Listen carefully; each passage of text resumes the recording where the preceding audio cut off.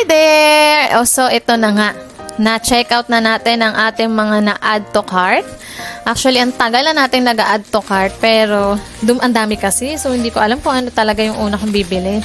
So, naisip ko na per category na lang ako mag-check out. So, this is my first category under Shein. Women's clothing, tops. Mga tops lang to. Yung mga, alam nyo yun, yung parang pag nakita ko siya, parang tinatawag ako ng damit na yun. So, ito yung mga napili natin.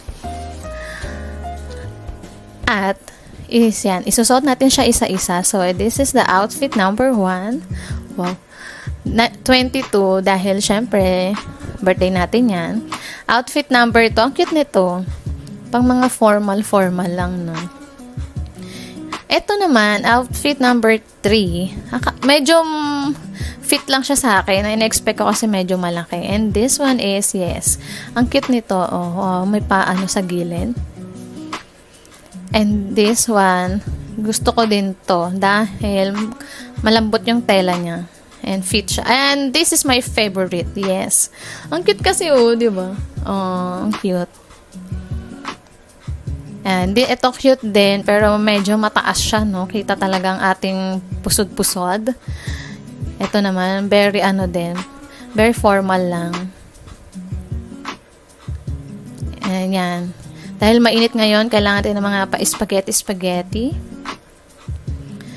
Ito din, medyo maluwag din siya sa akin. Diba? Parang is-fit kasi dun sa picture. And ito naman, binili ko kasi may pang-kid dahil gusto ng anak ko daw ng partner clothes. Yan. So, ito din, ang sexy din. May foam na siya. Ito din, very lang. Para sa mainit na panahon ngayon. Ito. Gusto ko din to. Ang lambot ng tela. Ito naman, very cute lang din ang style, 'di ba? Para akong Sailor Moon. Ito, cute din ito. Oh, 'di ba? Ito din ulit, pang summer. And this is the last one. Parang net siya, so kailangan naka-tube tayo sa loob. Pero ang cute sa kamay. And that's it.